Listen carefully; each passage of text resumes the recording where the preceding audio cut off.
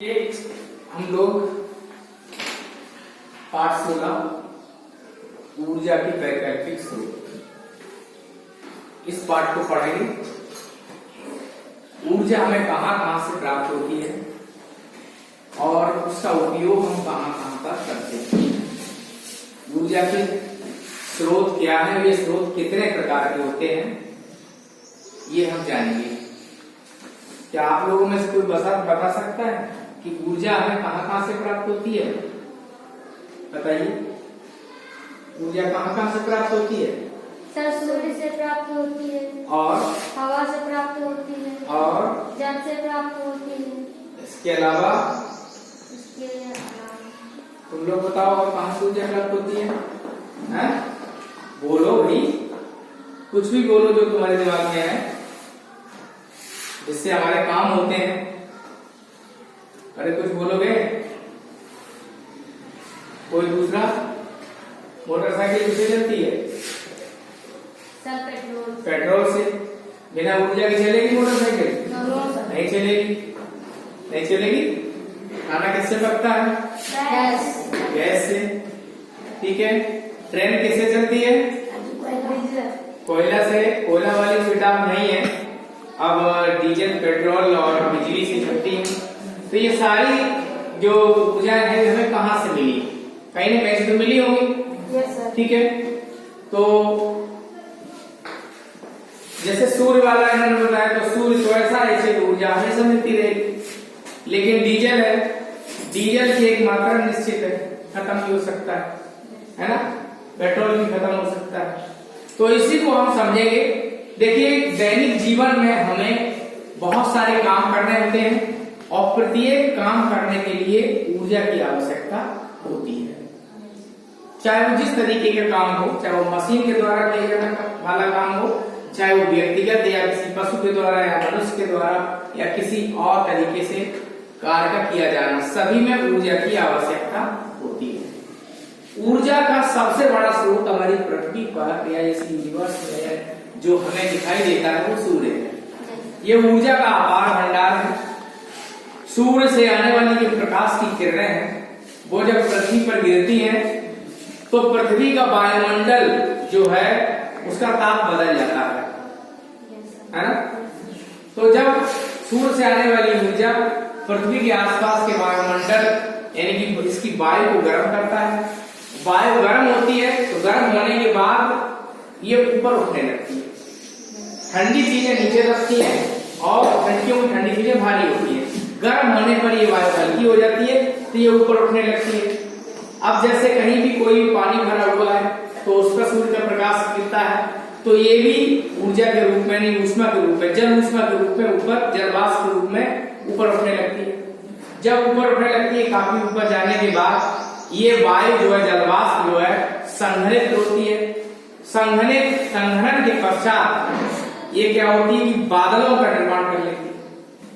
और बादलों का निर्माण होने के बाद वही बादल जब आपस में रगड़ते हैं या जैसे भी है, तापमान के बदलाव से वर्षा होती है तो हमको पानी मिलता है। और यही जब और ज्यादा ठंडी हो जाती है तो ये बर्फ का रूप धारण कर लेती है। और जब बर्फ बन जाते हैं तो जैसे ओले हुए, हिमपात हुआ, बर्फ का गिरना हुआ, इस तरीके का होता है। ये सब देखिए, सूर्य ने ही कितना काम कर दिया। सूर्य से ऊर्जा आई, उसी ने वायु को गर्म किया, सारी चीजें बदल गई, है ना? और सूर्य के ताप पे ही जो है हमारे मौसम निर्भर करते हैं, है ना? हवाएं आती हैं, यही ताप से हवाएं बनती हैं।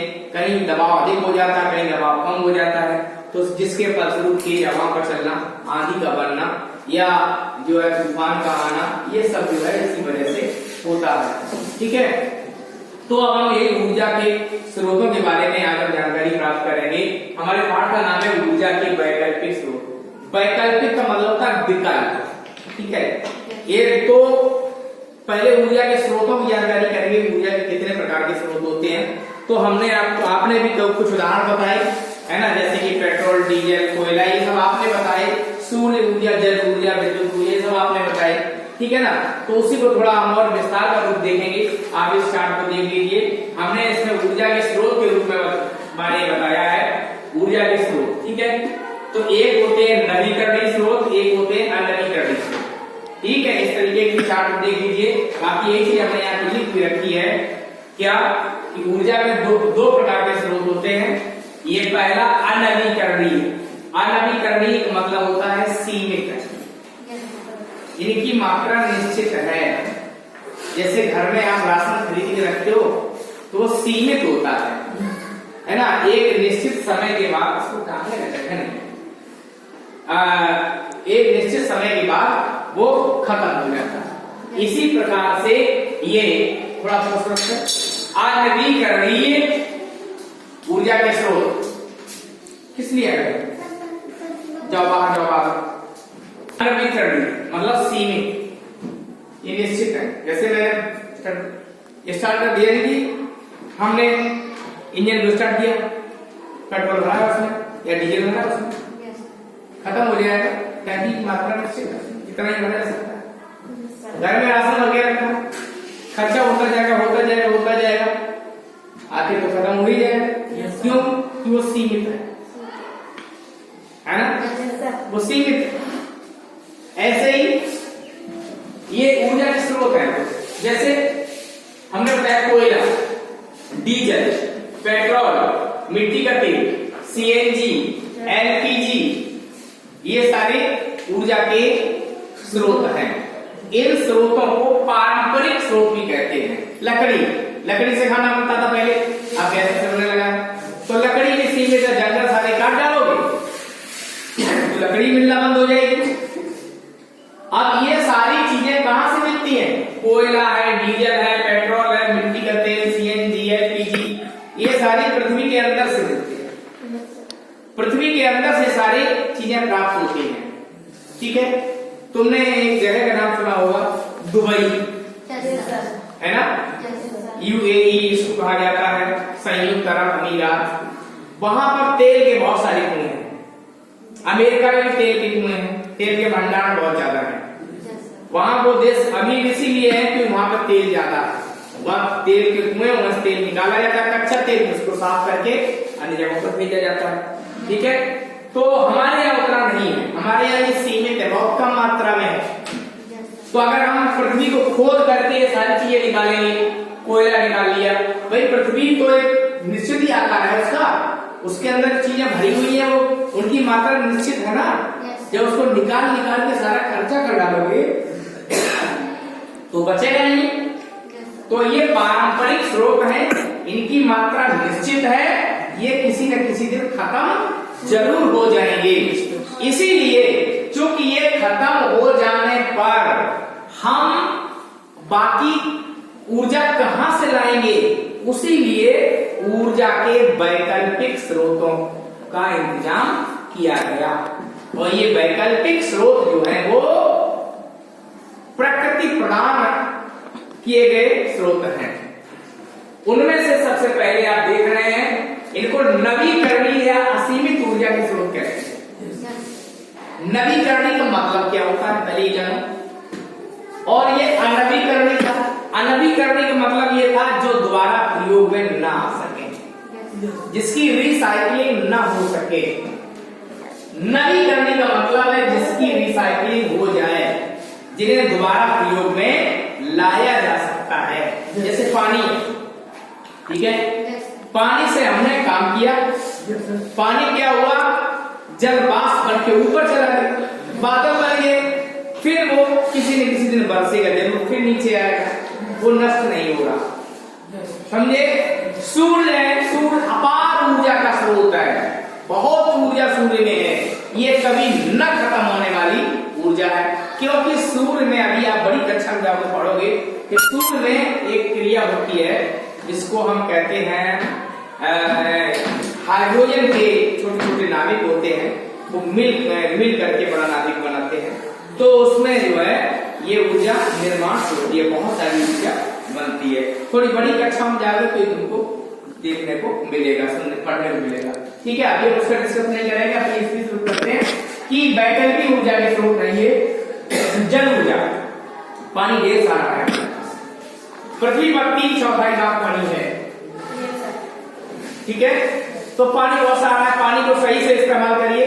पानी से बिजली बनती है, पानी से सिंचाई होती है, पानी बहुत सारी ऊर्जा वाली की जहाँ पर बड़े बड़े बांध बनाए जाते हैं वहाँ पानी स्टोर किया जाता है, वो ऊर्जा के रूप में प्रयोग किया जाता है। तो यहाँ पर ये हमारा जल ऊर्जा हो गया। पवन ऊर्जा, हवा की कोई कमी नहीं है हमारे यहाँ, आप चाहे तो हवा को इस्तेमाल कर सकते हैं। हमारा पवन चक्कियां हैं, कहीं कहीं टरबाइन बड़ी बड़ी है, वो हवा के जरिए ही चलती है, लेकिन हवा पे हमारा कंट्रोल नहीं है, ठीक है ना। हवा जब चलेगी तो हमें उससे ऊर्जा मिलेगी। और उसके बाद आप देखिए पृथ्वी भूतापी ऊर्जा, पृथ्वी का तापमान है, पृथ्वी के अंदर भी बहुत सारी ऊर्जा है, ये भी खत्म नहीं होने वाली होती, इसके अंदर की क्रियाएं होती रहती हैं और ऊर्जा बनती रहती है, ठीक है। दूसरी आती है हमारी जैव ऊर्जा। जैव ऊर्जा क्या है, जैसे हमारे जंतु है, जानवर है, ये हमारे इनसे जैव ऊर्जा हमें प्राप्त होती है। क्या नाम है इससे, जैसे कि इन्होंने बायोमास जो कहते हैं गोबर किया, अगर जानवर रहेंगे तो ये कभी खत्म नहीं होगा और इससे भी हमें ऊर्जा प्राप्त होती रहेगी।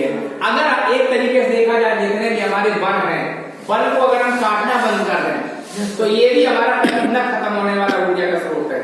बस इनको हम खत्म न करें, काटे नहीं, लगाते चले जाए, क्योंकि प्रकृति प्रधान चीजें हैं ये।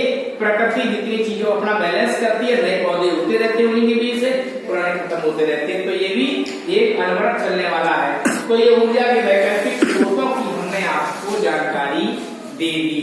अब उम्मीद है कि आपको पता चल गया होगा कि अनवीकरणीय स्रोत क्या है।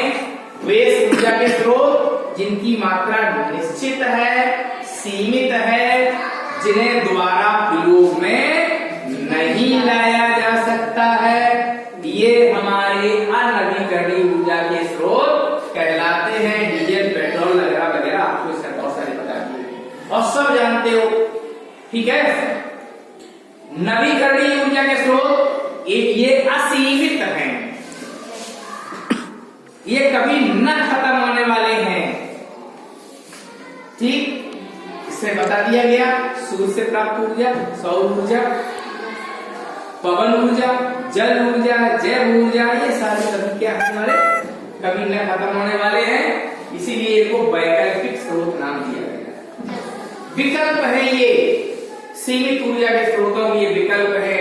आज हमें भी ज्यादा से ज्यादा सौर ऊर्जा को प्रयोग में लाना चाहिए। घरों में जो बिजली होती है, बिजली बनाने में बहुत खर्च आता है, इसकी जगह अगर आप सौर ऊर्जा लगवा लें तो हमारा फ्री का है। सौर ऊर्जा का एक छोटा सा पैनल ले आइए, वो लगा लीजिए, तो उससे बल्ब भी जलता है, छोटे छोटे पंखे भी चलते हैं और उसमें आपका कोई खर्च नहीं है, हमेशा ये चलता रहता है। तो ये चीजें हैं और आपको दिखाएंगे जो दो पंखे हमारे स्कूल में हैं जो चलते हैं, देखो धूप में चलते हैं, वो आपको दिखाएंगे। हमको कैसे चलते हैं, उनमें सोलर सेल लगाए जाते हैं, सोलर सेल है, हम उसको भी पढ़ाएंगे। तो ये हो गया। अब इसमें एक मुख्य चीज ये आती है कि इन पे थोड़ा सा के जाते हैं, ये जो अनवीकरणीय है, ये वाली सीमित ऊर्जा के स्रोत, ये जमीन के अंदर से मेरा प्राप्त होते भी कहां से आई, कैसे मिल गए, आखिर तो कुछ हुआ ही होगा जहां से ये बने, ठीक है। तो इसके बारे में आप समझ लीजिए कि करोड़ों वर्ष पूर्व जो भू उथल पतल हुई थी, जमीन में उथल पतल के कारण, हो सकता है कि भूकंप आया हो या कोई और भूगर्भीय आपदा आई हो, जिसके कारण पृथ्वी में अलट पलट हुआ और जो जंगल थे, जानवर थे, बहुत सारी चीजें पृथ्वी थी, वो जमीन के अंदर दब गई। अब जब ये सैकड़ों करोड़ों वर्ष तक, हजारों वर्ष तक पड़ी रही, तो पड़ी रहने पर इनके आसवन से, इनके गलने से जो है ये जीवाश्म के रूप में परिवर्तित हो गए और यही जो है आज मनुष्य इनको खोल लिया, ईंधन के रूप में प्रयोग होते हैं। जो दब गए वो उनको जीवा